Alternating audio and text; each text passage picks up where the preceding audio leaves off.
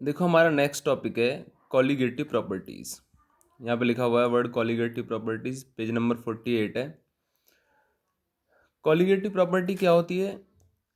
किसी भी सॉल्यूशन की वो property, the property of the solution which depend on the number of solute particle, not on the nature of solute particle, known as colligative properties.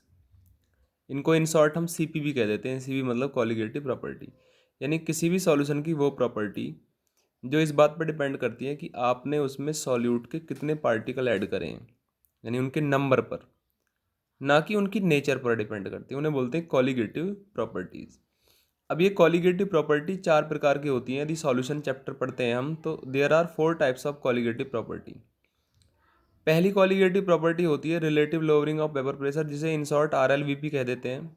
दूसरा elevation in boiling point, तीसरा depression in freezing point, और चौथा osmotic pressure. तो ये चार हमारी colligative property होती हैं। अब पेपर में एक तो यही आ जाता है भाई, व्हाट इज कॉलीगेटिव प्रॉपर्टी। तो डेफिनेशन आपके सामने है, आप लिख सकते हो। पहला क्वेश्चन हमारा कंप्लीट हुआ। टाइप्स आता नहीं है कितने टाइप्स की होती हैं, क्योंकि इनके बारे में पूछा जाता है। वो क्या पूछा जाता है तो थोड़ा अभी बताएंगे।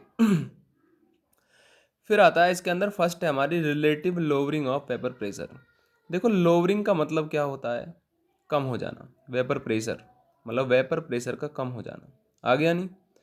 रिलेटिव का मतलब होता है किसी के, हम उसे क्या कंपैरिजन करेंगे किससे, ठीक है ना? तो क्या होता है, वेपर प्रेशर कम कैसे होगा? वेपर प्रेशर कम है जब होगा जब किसी वैन ए नॉन वोलेटाइल, जब किसी नॉन वोलेटाइल सॉल्यूट को ऐड किया जाता है, किस में? प्योर सॉल्वेंट में। जैसे कि हमारे पास पानी है और पानी में मैंने क्या है, चीनी ऐड कर दी। इसका मतलब है मैंने एक नॉन वोलेटाइल सॉल्यूट ऐड कर दिया सॉल्वेंट में, प्योर सॉल्वेंट में। तो क्या होगा? The vapour pressure of pure solvent decrease. मतलब क्या है, जो पानी में हमने चीनी ऐड करी है उससे क्या होगा, वेपर प्रेशर पानी का घट जाएगा। The vapour pressure of pure solvent decrease. इसे बोला जाएगा लोअरिंग ऑफ वेपर प्रेशर। इसे बोला जाएगा कि वेपर प्रेशर में कमी आ गई है, ठीक है ना? दूसरा क्या होता है, यदि लोअरिंग जो आई हमारी, लोअरिंग यदि हमारी जो भी आई है, हमारे पास लोअरिंग आ रहा है नहीं, वेपर प्रेशर में जो कमी आई है उसको उसमें डिवाइड कर दिया जाए, किसका? प्योर वेपर प्रेशर कर दिया जाए, प्योर सॉल्वेंट के वेपर प्रेशर से डिवाइड कर दिया जाए, तो हमारे पास उसे बोलते हैं relative lowering of vapour pressure. अब इसे थोड़ा सा समझते हैं क्या है। जैसे मान लिया वेपर प्रेशर हमारा प्योर सॉल्वेंट का P01 है। क्या है? P01। जैसे पानी है और पानी का वेपर प्रेशर P01 है। फिर हमने उसमें चीनी ऐड कर दी। चीनी ऐड करने के बाद जो वेपर प्रेशर वो सॉल्यूशन का बन गया, वो बन गया P1। तो क्या होगा, P1 होगा कम और P01 होगा ज़्यादा। तो लोअरिंग आ जाएगी हमारी P01 माइनस P1, मतलब ज़्यादा में से कम घटा दूंगा, ये आ गई लोअरिंग।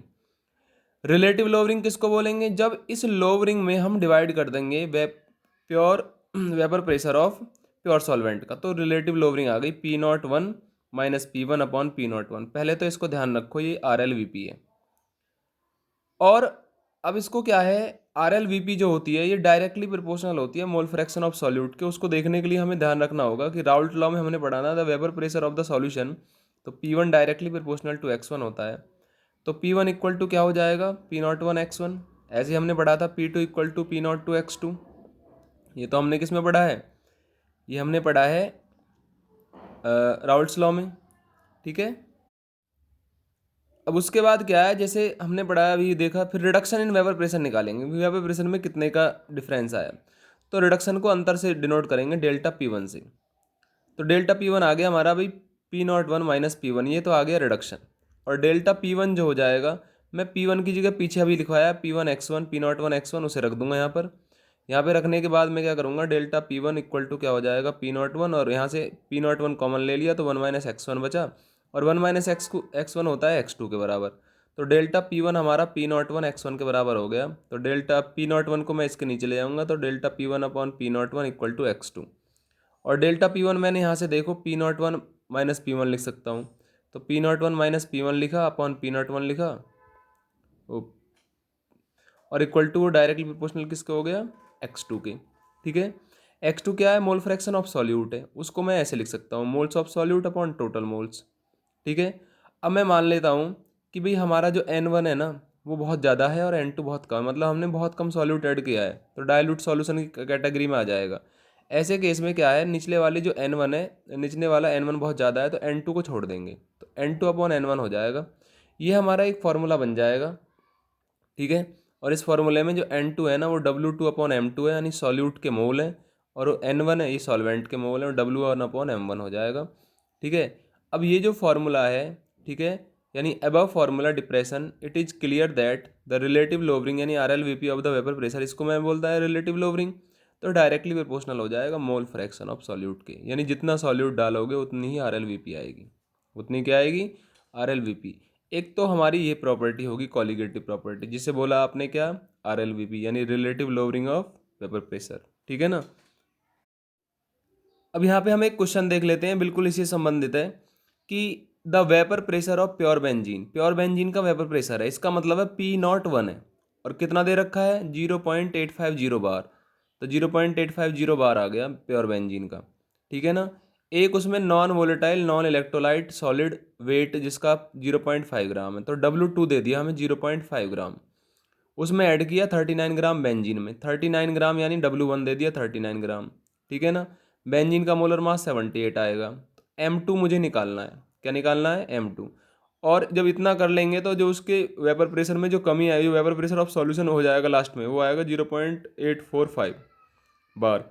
तो ये कह रहा what is the molar mass of solid substance, तो यहाँ से मैं RLVP लगा दूंगा, यानी P01 minus P1 upon P01, W2 into M1 upon M2 into W1, यहाँ से मुझे निकालना है M2, ठीक है ना।